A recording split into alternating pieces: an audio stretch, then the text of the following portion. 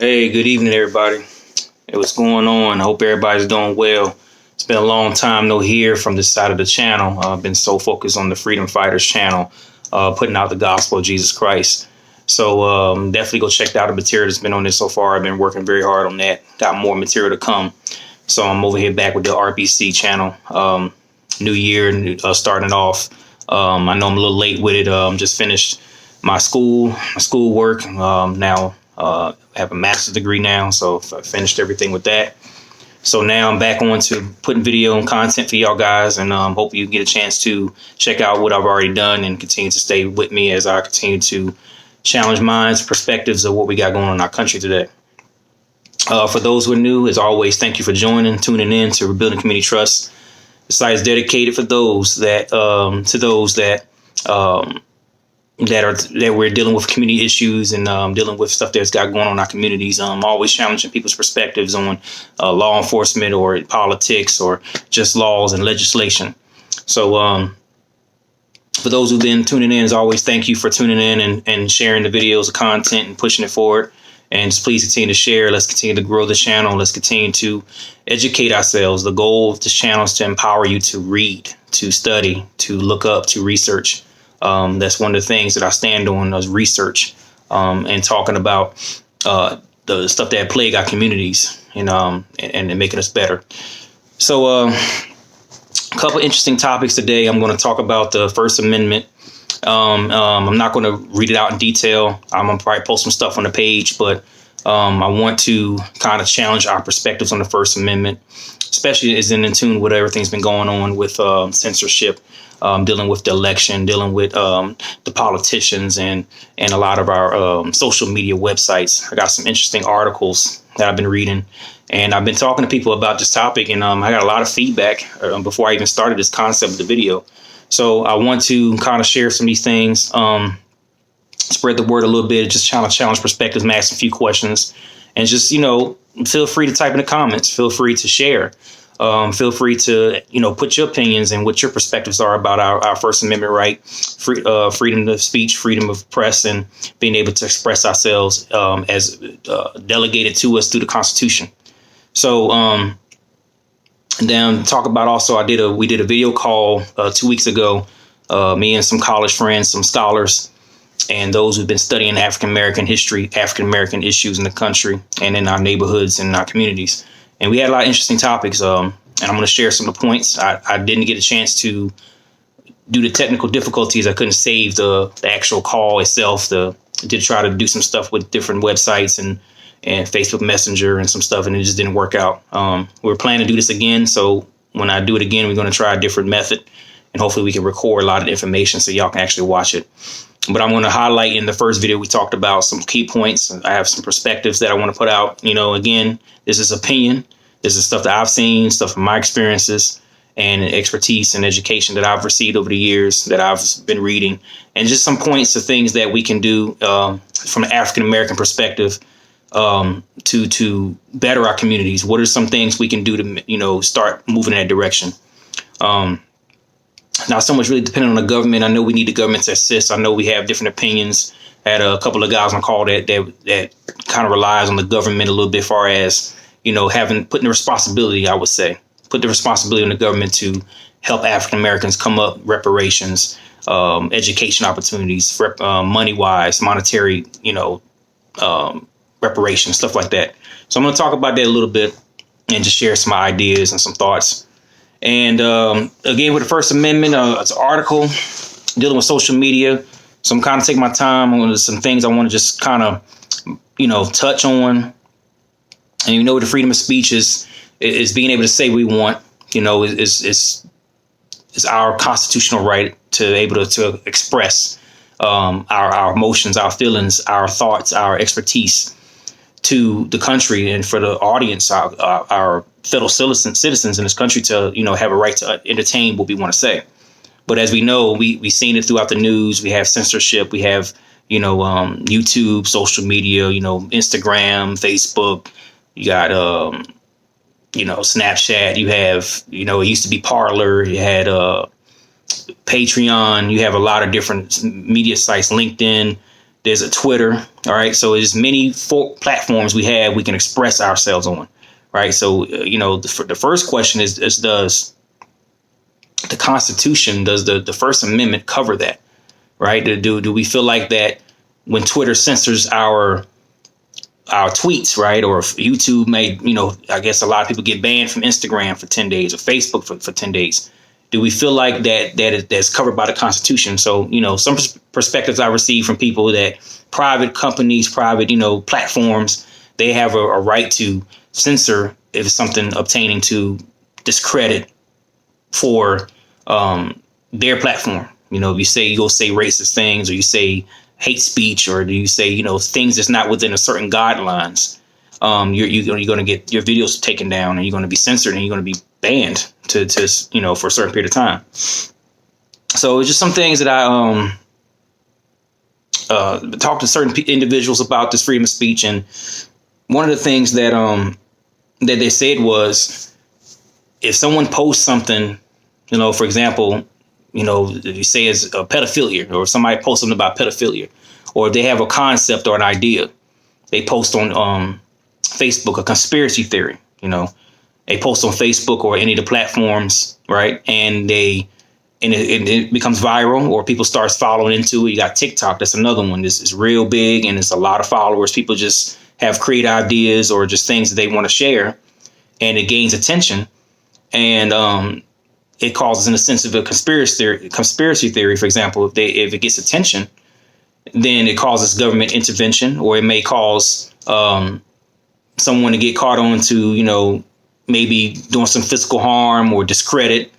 Then, there's a right to, is that still considered free speech? In a sense, should it be rightfully so? Should that individual have the opportunity to post what they want to post, although it may discredit the government, although it may, slander someone's name, or spread a rumor or a lie, cause panic or chaos of some sort?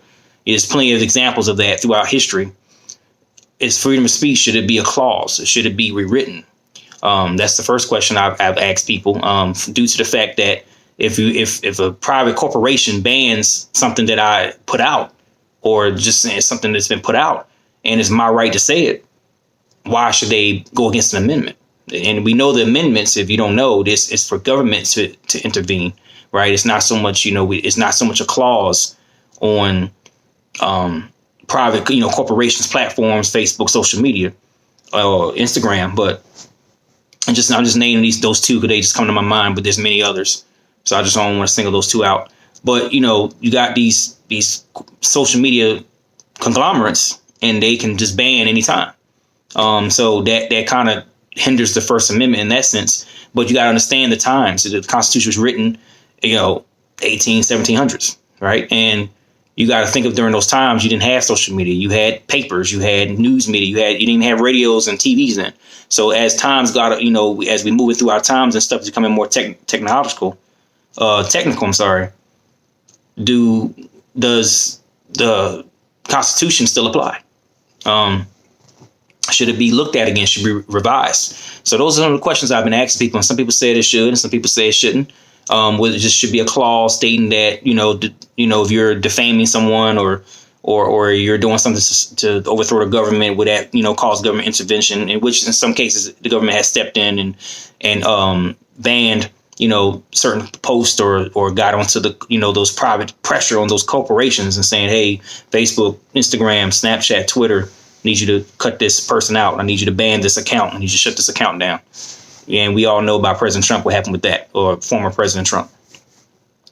So just some things I'm reading through the article, highlight some stuff about, they talked about Colin Kaepernick and what he did, taking a knee and doing the national anthem is a pristine example of private conduct outside the reach of the First Amendment under current doctrine. So him having a form of expression is part of the First Amendment, a form of expression to express yourself by taking a knee during the national anthem. It goes against the national anthem is one of the most, I would say, constitutional, can't find the word for it right now, but it's one of the most upheld traditions for the Constitution of the United States is national anthem. It's a song that portrays our nation's motto. So if you're not following the proper respect and reverence for that, then that's, kind of looked down upon, like it was with Colin Kaepernick. So that's like a landmark thing he did that people still refer to.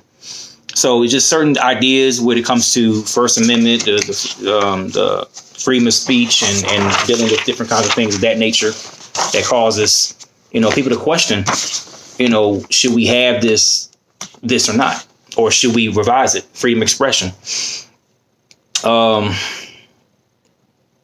So another question I had: did Twitter, Facebook, Instagram, social media websites have the right to censor those who speak about religion, politics, political agenda, or party that they support?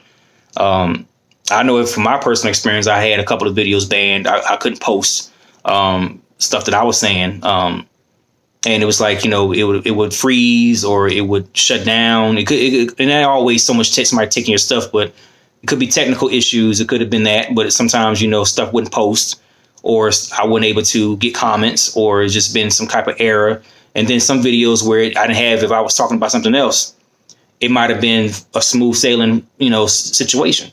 So it just depends, would they, messing with the videos or messing with the content. One of the things that came up was equity and xenophobia. So one of my dissertation when I was writing, I talked about xenophobia, which refers to naming or putting out names for, describing certain groups, certain things. For example, the COVID-19, was associated with Asian Americans, Pacific Islanders. And they were, since the virus came from China, it's association, or it's called xenophobia, or xenophobic towards Asian Americans, thinking that they're the reason that this virus is here. So those another couple examples of how that relates to, freedom of speech. You can go and say an Asian person, it came from China. So since you're Asian, it don't matter if you're Chinese or not. It don't matter if you could be, from another part of Asia, different part of Asia. But since you're, since it came from China, then all Asians are the same. And it's a categorization, just like with any other race or ethnicity. You can't group everyone, put association to it. So that's kind of xenophobia, and this kind of explains that. And then, just talking about history, it's talking about different casework. You got, and I'm going to put some of this on this page so you can review. First Amendment governs only governmental limitation on speech, NIABA versus Facebook, 2018. So that's one case where it represents a private lawsuit was filed against Facebook for taking down a post or failing to not express, allowing to use the freedom of speech or First Amendment. And then it was waived due to the fact that it's only government limitations. There's only government intervention that causes the First Amendment to be active if it doesn't apply to the private corporations such as Facebook, Instagram, Twitter. So just some other things. Another question I wrote down: could pressure from governmental influence cause private entities to cause censorship? So, if Trump put out something for Twitter, right, and he's saying these things and it's causing attention and it's causing negative attention, and then the government says, hey, I need you to take that post down, or I need you to ban that person or take that account. You know what I'm saying? Is that a government intervention, which is part of the First Amendment, to pressure these corporations? We're going to start putting infractions on you if you don't stop, this individual from using your platform to incite, violent, disorderly conduct toward the government, or overthrown, or insurrection, or whatever, all this stuff that's taking place, or threats or whatnot. They're going to eventually, if they want to keep their business and the government's involved with that, they're going to, listen and go ahead and shut that account down. So that could be with anything. That could be with just stuff as worst case scenario, inciting violence against public or government officials or buildings, or just government in general. It could be, hate speech. It could be racism. It could be, religion, certain religious, Christians and stuff like that. We're getting censored, and that's a whole other topic for another day. But that could be something that considered, hate speech at some point, and at the end of the day, that could be censored. So it just with those corporations, the platforms that we use, are they, have pressure from the government to shut down accounts and ban posts. So some interesting history. The state action doctrine, set aside from 13 amendments ban on slavery and involuntary servitude, only limit government actions Traditional legal doctrine provides that private actors are not constrained by the Constitution generally. State action doctrine. It basically creates a zone of privacy and protects us from excessive governmental interference. So basically all that means is that the Constitution is only limited to the government. Privacy and any type of exclusion from these private corporations doesn't allow for a lot of governments to intervene. So therefore, that's why, some posts can be banned by certain groups and some are allowed to speak. I know due to the I mentioned Parler before, but that was a site, that people use to express those comments and plans and actions to attack the government, and they end up getting shut down by the government and stepping in, but also just causing so much negative attention for that whoever was running that platform that they just shut it down. Civil rights cases were developed in 1883 by the state action doctrine.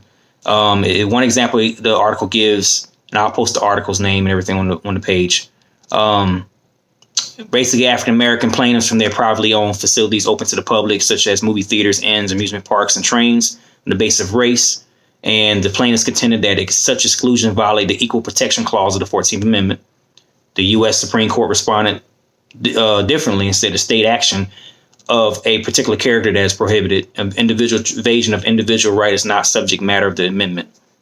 So it's just some examples it listed here as far as African Americans and how they was excluded out of the businesses and small businesses of the during that time, and they tried to express the state action doctrine, which is again creates a zone of privacy and protection from excessive government interference. So if these institutions, the movie theaters and amusement parks and trains, if they say somebody said they violated the First Amendment, they was allowed to be a part of or have opportunity to participate in or express or just be there, state action doctrine, was created to limit the government to even stepping in. So the Supreme Court really couldn't do much for the African American plaintiffs that filed or tried to, sue or have the government step in to discipline or, infractions to these businesses, and it didn't work. So it's so much of the laws and how these things were, and they had the common laws and the common law state protections, which didn't do much as well during those times. It's 1800s, late 1800s. So it's just so much stuff with these amendments that, again, I've talked about it before, I think a while back, that it is just the language of these amendments that we have to review. The Supreme Court justice, how does the language of the amendments apply to, each particular case that's been, put out. Another interesting case, too, Supreme Court also talks about Pakenham versus North Carolina. And that is basically the difficulty in identifying the most important places, cyberspace, the forums, internet, right, social media. So that was an interesting case because it took, when you think about First Amendment, it dealt with public streets. It dealt with people standing on the streets and talking and saying stuff out their mouth, and even with the protests. So we had the protests last year with the Black Lives Matter protests, and you had the different protests throughout these years, right, from 2020 and even now. People protesting, that's a form of freedom of speech. And people was out there, but even then, you think about it, when you had George Floyd, right, and you had the protests in Minneapolis during the time, it was so much chaos. Stuff getting burnt down, buildings getting burnt down, people looting and robbing. You had Antifa, you had all these different organizations participating in this as well. It kind of limits the First Amendment rights as far as standing with the protests, but that's what it was back in the day. Before social media, the explosion of social media, you had people standing on the streets, you had people talking, you had people speaking their mind, and with people, religious groups would be preaching, right? You had Jehovah's Witness, you had a lot of different organizations using the freedom of speech, but now everything's so online, excuse me, especially with COVID, right? A lot of times we have social distancing, you can't be out there speaking, so people use cyberspace. Excuse me. So now, with that, you have Pakenham versus North Carolina, which was back in 2017. It's still young, but the cyberspace avenue, dealing with social media, and it's not really a clause, there's not really any protections with that. So there's some others that's interesting information. Like I said, I'm gonna post the article online so you can, if you want to check out and read it. But like I said, the three interests of the protected by the First Amendment: freedom of speech, freedom of the press, and freedom of association. I think it was one of the legal scholars. He said that the state action doctrine should be revisited and abandoned. He wrote that private censorship can be harmful as governmental censorship. And he goes into explain the freedom of speech is defended both instrumentally, and it helps people make better decisions. People have a right to know what's going on in the news. People have a right to know what's going on social media. That's why a lot of times when you get your information, whether wrong, right, or indifferent, it goes straight to the social media page. And you sit there and you get a chance to review and see what people are saying, and you can either believe it or check it out for yourself. It's a source of news. So social media, you know what I'm saying, that's why freedom of speech is so important, because people get to express how they feel, express what they know, share, comment. You know, it's a news outlet. It's like it's a new news. You know, you can read it, you can comment, you can speak on it right then and there. So it's so popular that, you know, people can say what they want to say, and no matter if it makes sense or doesn't. And, you know, and if it falls within certain guidelines, then you can have it. But if it's not, then they take it down or repost it or ban you for saying what they need to say. So is the First Amendment should be revisited, should be looked at based on the social media explosion that we have today?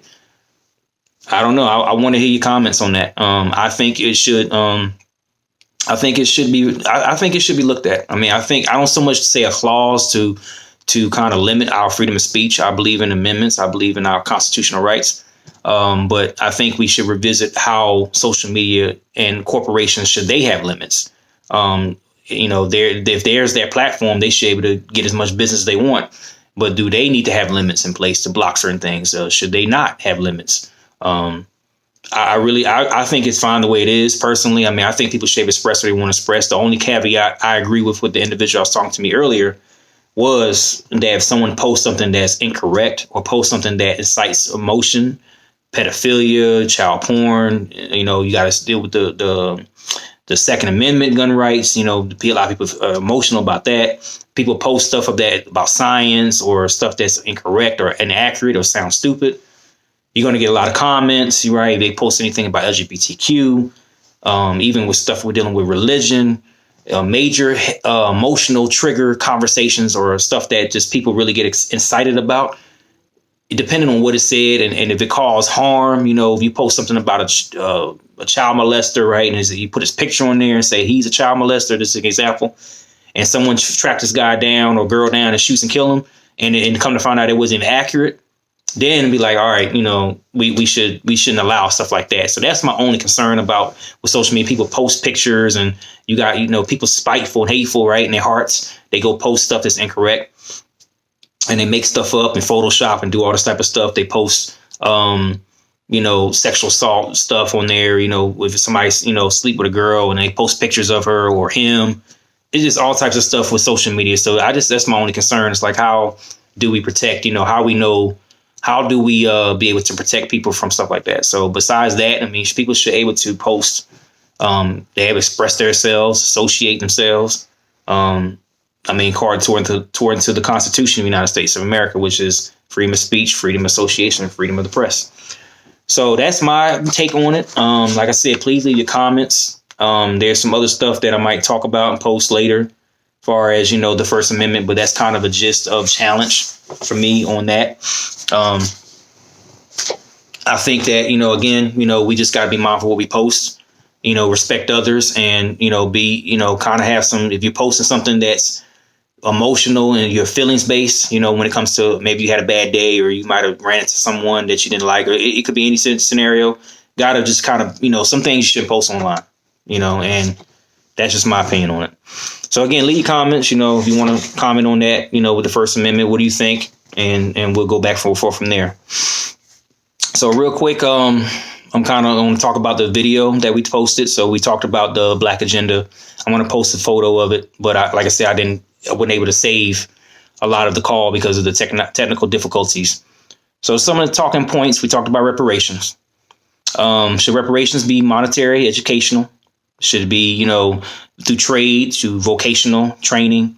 We talked about President Biden giving him a shot to discuss and implement the Black agenda, and de-association of ethnic groups, meaning basically, they're just I got this identity politics, everybody got their own group, and economic and education opportunities. That's part of the agenda. It was, I can't remember his name. I have to get the name of it, but it was basically one of the participants on the call. He named off agenda that was kind of notated by, city council, local city council, state government. And they have an agenda that they want to propose to state government and federal on reparations and how can we start the process. Law enforcement, we talked about law enforcement. We had a really good conversation about law enforcement, how it relates to African Americans, what was going on with the shootings, dealing with the accountability. So we talked about the Breonna Taylor video that I did it a while back, and I basically said that she had a part to play into her death and far as participating in the crime. But I got a different perspective that, accountability can be two ways. Although, you may participate in a crime and you may deal with the consequences of that. There's other cases where accountability, took a wrong turn. And he brought up Philando Castile, and basically him following directions of the officer, let him know he had a weapon on him. Following directions, let him know, hey, I'm gonna give you the gun, and somehow he ended up getting shot, killed. So I thought about that, and I said, man, it makes sense that the accountability piece, although he was doing exactly what he was told, he still ended up losing his life. So accountability can, you still, even though you're doing right and you're doing what you're supposed to be doing and you're being calm and you're following directions and doing what the officer has to do, somehow the officer felt like he needed to use deadly force and end up killing him, Philando Castile. So I had to rethink my accountability piece of the call and understanding that although sometimes we do the right thing, it still ends up with the stuff that it ends up with. So we talked about that, and then the demonization of Black men, or even men in color in general, of a previous charge or offense. We talked about Ahmaud Arbery. That's one of the things came to mind, how that your past can be used to for police officers to give a reason to, harass, lock you up, shoot, even use deadly force. So that's one thing we talked about. And the media and how to the prison system and to find a reason to use deadly force. And that we just kind of basically the consensus of the whole call. Call was about 3 hours long. So like I said, next call, I'm going to try to post more information on it, and also going to actually really work out the technical kinks out of it. And I'm going to be able to really, get in here and we're going to talk about some really good stuff. And I'm going to actually able to record it and show it to you guys. So we will look forward to that. So also one of the things that I didn't get a chance to talk about in the call because it got kind of heated and we got into more, conversation. I didn't really chance to mention the add to the African American agenda. But there's a few things, my personal opinion, that I feel like African Americans, we can start getting ahead on. I always want to build our, African Americans and minorities. That's the purpose of why I'm doing this channel. But I know everybody has their own opinions. People feel like that the government should step in and assist. I agree. But, we can't really think about it because you got to think about President Biden. And if you listen to the inauguration speech, he's more for his equity and equality. So unity. All right. So you think about just, and this is my opinion. I think that the Black agenda, he's not going to focus on. He's going to focus on colors, all color. And notice some of the executive orders he passed. He focused on the colors of people of color. He focused on not just focus on just Blacks. So I think from the government perspective, I think we still can President Biden's going to do stuff for African Americans. We will see. And, I'm trying to leave my personal opinion out. We'll see what he's going to do. He's already doing stuff for people of color, prospectively. But as far as African Americans as in general, as a whole, we'll see. That's almost, I'm going to leave it at that. But I just think with African Americans, if we can get a concept of understanding how to unite in our own way, I think we can, as a people, we can try to start moving in a direction to kind of getting back to where we can be more of a majority, not a minority. And in that sense, it's not going to happen overnight. It's not going to happen in my lifetime. I believe it's going to take consistency, discipline of everyone, African American, to go with some of the concepts and just stuff that I think, again, I don't have all the answers, but there's just some things I think we can work on, start going towards to better our communities at least, and then start building as a whole, in the United States. And then I'm just gonna give you 3 categories. There's many more. I'm just gonna give you 3. I'm gonna touch on 3 for the sake of time. First category is mental health. I did a mental health video back in last year, and I talked about a lot of things about ACEs triggers and talking about medications and getting just going to the doctor, the mental health specialist, or going to therapy and stuff like that. But that's one of our biggest issues for African Americans is mental health. We've been through a lot. Slavery. We've been through a lot of abuse, trauma. We had a lot of bad situations in the last few years when it came to law enforcement, when it comes to crack, when it comes to drugs, all types of stuff. So mental health is one of the biggest things I think African Americans and minorities in general anyway deal with, as far as trauma and dealing with just bad circumstances. So you got to think about the violence, upbringing, our children, our youth. That's why the youth is so important. We got to think about our there's a lot of pedophilia that goes on in our families, in black families. We got to deal with a lot of mental health disorders, bipolar. You got schizophrenia. You have dissociation disorder. You have ADHD. You have a lot of different types of mental health illnesses or just disorders that we get, and we have to take time to get looked at and assessed. A lot of suicides. There's drugs. There's the low income, lack of unemployment, especially with the pandemic. We got a lot of unemployment, due to the COVID-19, the pandemic. So that could contribute to a lot of this stuff with mental health. We got to also look in the sense of law enforcement. How many black men has been getting killed lately over mental health issues. Not understanding the lack of law enforcement and training, not understanding these things. If they see a case, you see numbers of black men getting killed due to mental health. Even some that don't want to do it, but they do it because of their lives on the line.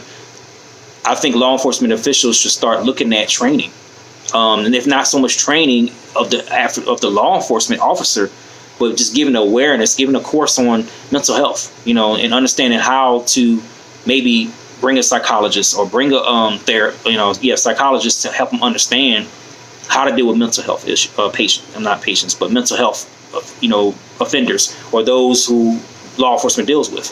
If you respond to a call and you have a mental health person there and they have a history of bipolar or schizophrenia or mania, and they see law enforcement and they have this perception that they're going to come out and do something to them, maybe it might be a good idea to have some type of training, even so much not officer itself, but maybe, I was thinking having maybe like you kind of do a hostage negotiator. You can do mental health person, mental health professional, come out there and talk with the patient.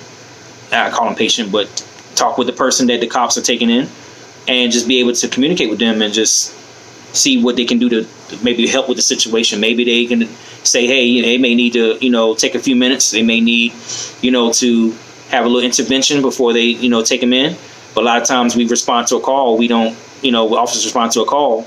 They don't know, how to react. They just see him holding a gun or holding a knife, and obviously deadly force is going to be authorized because they're not trying to get shot. And then, they don't understand that they're bipolar. So it has to be with law enforcement. It has to be a course, and they may be doing that. They may be doing training with mental health and stuff like that, veterans and dealing with PTSD and stuff like that, all these things. But it's just, again, I see a lot of shootings with mental health patients or mental health offenders when it comes to law enforcement. What else is on here for that? Academy basic courses, giving officers an understanding and idea of what offenders go through.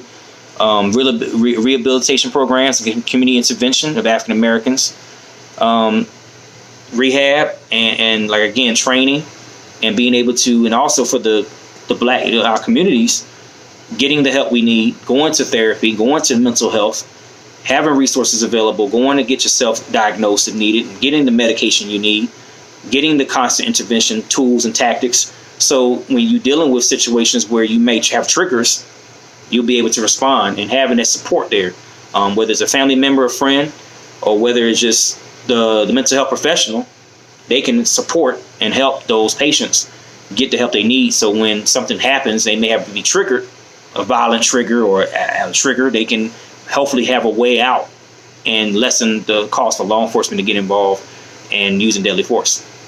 So that's one of my ways for mental health. And then also dealing with our youth. Same thing, dealing with, especially with our kids and stuff going on with education, we got to have the mental health aspect checked out.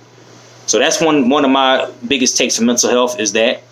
Another category is finances. Finance is a big one. I think being an economic powerhouse, if we can somehow be that and get to that, because we spend a lot of money, millions of dollars on consumer products. You get an example. You go to the mall and go buy a $200 pair of Jordans. You go to the mall and you buy a $7,500 Chanel purse or a $400 Chanel Gucci purse. You go to the mall and you spend $600-700 on clothes. How much money do you invest in yourself? I talked about a little bit last year. I was talking about IULs. I didn't get a lot of attention from IULs because I don't know people to understand about them, or they think it's a scheme or a scam. But that's one of the biggest ways to invest into your future. Long term. It's investment. It's better than a 401k. And a lot of the big major corporations use IULs. Target, Walmart, Best Buy, I'm just getting a name. A lot of restaurants, corporations, they use IULs. They have life insurance policies. They have index strategy policies. So I hope that people would like to learn about this stuff, because this is a way to invest your money for the long term, not just for retirement, but just for business. You can use it. You can borrow against that money that you invest, and there's no tax penalty on it. And you can use that money. If you got $60,000-70,000 you can borrow against with no tax penalty, you can take that and make a business out of it. You can use that for a small business loan instead of going to the bank and getting 8%, 5% interest on a loan or more than that. So we got to know how to invest correctly. If reparations is monetary, do you know what you do with your money, or are you just going to go spend it? IUL. So that's one. Black businesses. Let's open black businesses. Let's support. Like one of the things I'm gonna talk about in education, this next section, is being able to know how to use skills and how to use entrepreneurship, how to take out a business loan, how educate ourselves on the interest and where to go. IULs is one way, but if you go to a certain bank, they have a low interest rate. Let's start more black businesses. Let's support each other. Not just businesses where it's just you can open up liquor stores and hair salons and stuff like that, but let's open up legitimate businesses. Let's open up, let's do banks. Let's do real estate companies. Let's do stuff that's in need, invest in something that's a necessity, that's a country demand, a demand and a product, that everyone needs. So it's not just open up any business, but let's open up something that's in need that people are actually going to want to buy or invest in. Educational assistance on small business loans, taxes, and even home loans, and financial literacy in whole, and being able to, if we have a black business, and you have multiple black businesses in one area, I would say, my opinion, just let's create a fund or some type of a partnership or association, and let's, invest resources, take the resources that are been made and put it into those businesses and put it into the community, whether through rec centers. I think I'll talk about this later in the educational section, but put it in something where it's community can use and make more of a reproduction type of deal. You know what I'm saying? If it's far as partnerships. So those black businesses, I would say if I had eventually, and hopefully soon, next 2-3 years, I'm gonna open my own business, and I'm going to take some of that money. I might set aside a little bit of money, a profit, and put it into a little account or something, and partner with someone else, and we're going to build a rec center or build education or get free courses or do some type of technology to train others how to open a business or just pass it on. It's basically paying it forward to our communities. That's one thing I think it would help with black businesses. We can all support each other and be able to be unified in that aspect to pay it forward and build our communities one community at a time. Last thing, education. One of the biggest things for education, for especially in our inner cities, our youth, we're not getting a good disservice in our educational systems. When it comes to curriculum, grade school curriculum, Unless you're going to a privileged area, like, if you're in a nice area and you have, a nice neighborhood with a nice school, and it's a school, and, you're going to, and your kids are going there, you're going to get the best education. But a lot of schools in our inner cities are not. They're good with testing. The test scores are low, right? And you're not having a lot of intervention from the government and from the communities that are around them as far as schools. And the parents can advocate, but it's the school boards that make the decisions, right? So for education, we have, grade school curriculums reviewed in inner cities to reflect the core weaknesses of African Americans: math, English, arithmetic, writing, language, vocabulary, the basics.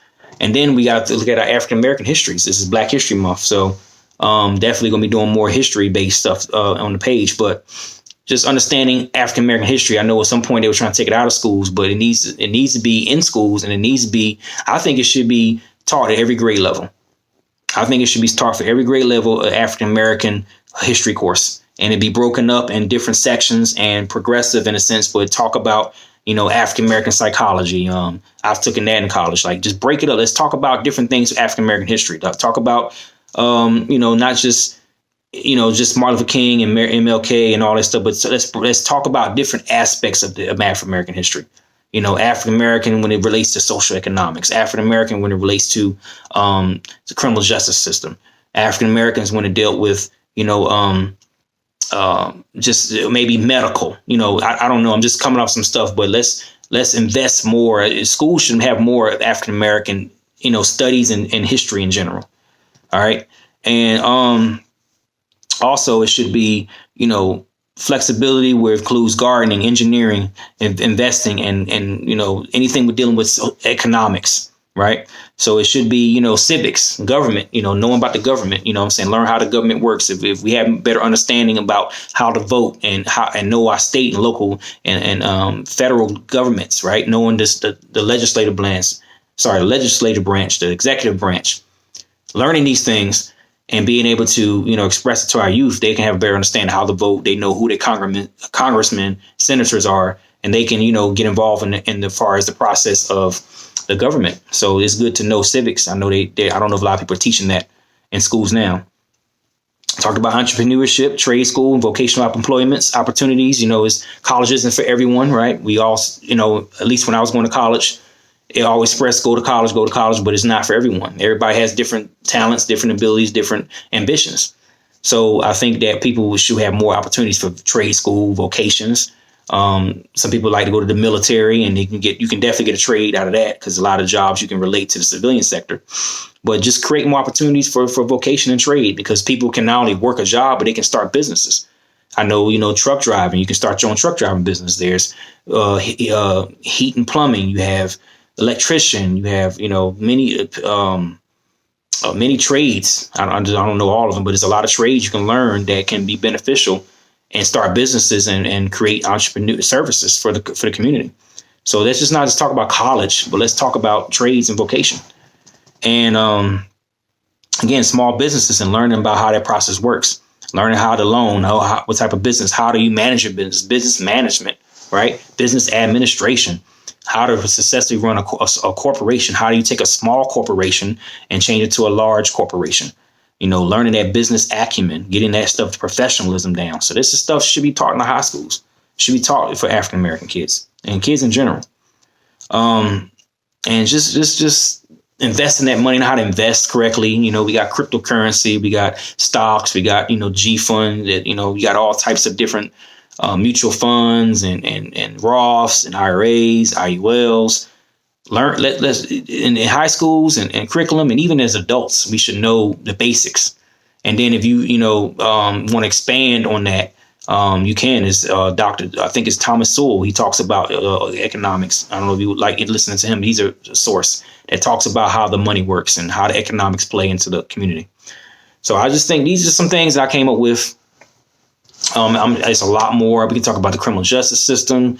We can talk about travel. We can talk about just language. Just it's so much stuff we can talk about for African Americans that we can expand on. How to spend, how to be a producer instead of consumer, as far as making product we invented a lot of Black history. We invented a lot of things, but we also one of the largest consumers.